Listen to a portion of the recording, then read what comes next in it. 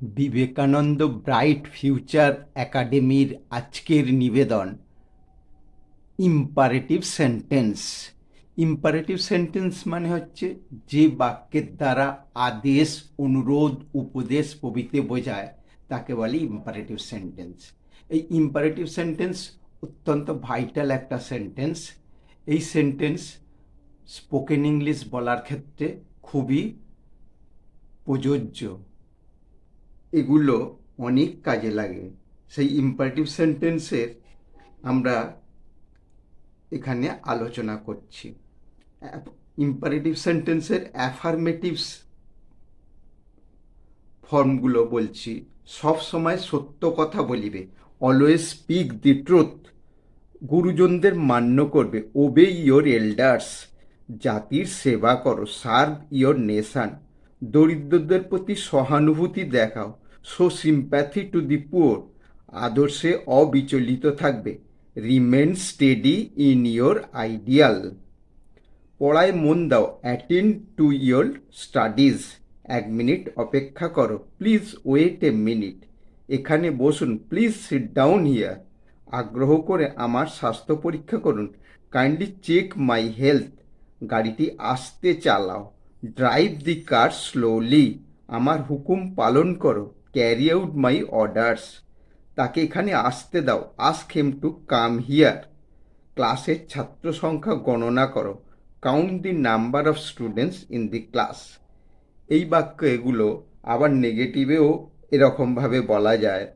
রৌদ্রে দৌড়াদৌড়ি করো না, do not run in the sun, বিপদে ধৈর্য হারিও না, do not lose patience in danger, ওখানে যেও না, ডু নট গো দেয়ার, এ সুযোগ হারিও না, do not miss the opportunity, লেখাপড়ায় অবহেলা করো না, do not neglect your studies, আমাকে বিরক্ত করো না, ডু নট ডিস্টার্ব মি,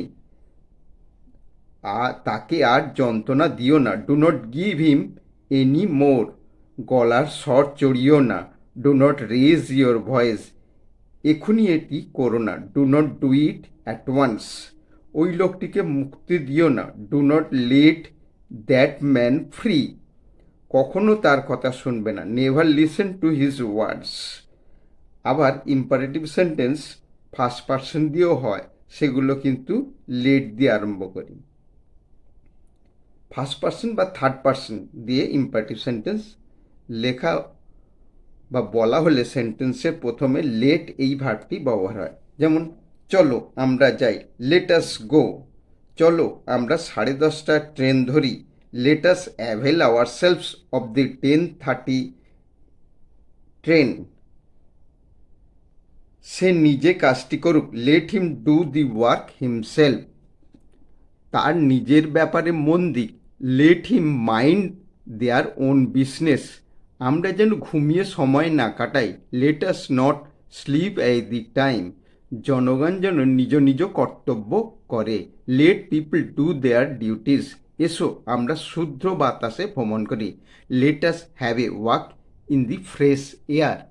এইভাবে আমরা অজস্র ইম্পারেটিভ সেন্টেন্স বলতে পারি। ইম্পারেটিভ সেন্টেন্সের কি অর্থাৎ এখানে সেকেন্ড পার্সন দিয়েই বেশি ইম্পারেটিভ সেন্টেন্স হয়, সেখানে ইউটা উজ্জ্ব থাকে। সেইভাবে আমরা বাক্যগুলো বলতে পারি। সাধারণ বাক্য আমরা এভাবে বলতে পারি, শাট দি ডোর, দরজাটি বন্ধ করো, ওপেন দি উইন্ডো, জানলাটা খুলে দাও, কাম হিয়ার, এখানে এসো, ক্লিন দ্য ব্ল্যাকবোর্ড, ব্ল্যাকবোর্ডটা পরিষ্কার করো। এভাবে অজস্র উদাহরণ বলা যায়। সেই ইম্পারেটিভ সেন্টেন্সের উদ্দেশ্য যেটা আমরা স্পিকিং পাওয়ার বাড়ানোর জন্য বলতে পারি, সেগুলো আমাদের সবসময় খেয়াল রাখতে হবে। ইম্পারেটিভ সেন্টেন্সের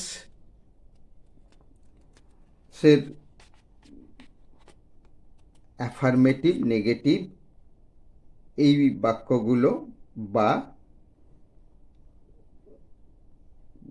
ফার্স্ট পার্সন বা থার্ড পার্সন দিয়েও এগুলো করা যেতে পারে। Late him do what ever he like, তার যা ইচ্ছা তাই করুক। তাহলে কি বললাম, ইম্পারেটিভ সেন্টেন্স হচ্ছে অনুজ্ঞাসূচক বাক্য, এর অ্যাফার্মেটিভ, নেগেটিভ এই দুটো ফর্ম হতে পারে। এবং এখানে কি বোঝায়? আদেশ বোঝায়, উপদেশ বোঝায়, অনুরোধ বোঝায়। যেমন কি বললাম, সব সময় সত্য কথা বলবে, অলওয়েজ স্পিক দি ট্রুথ, সদা সত্য কথা বলবে।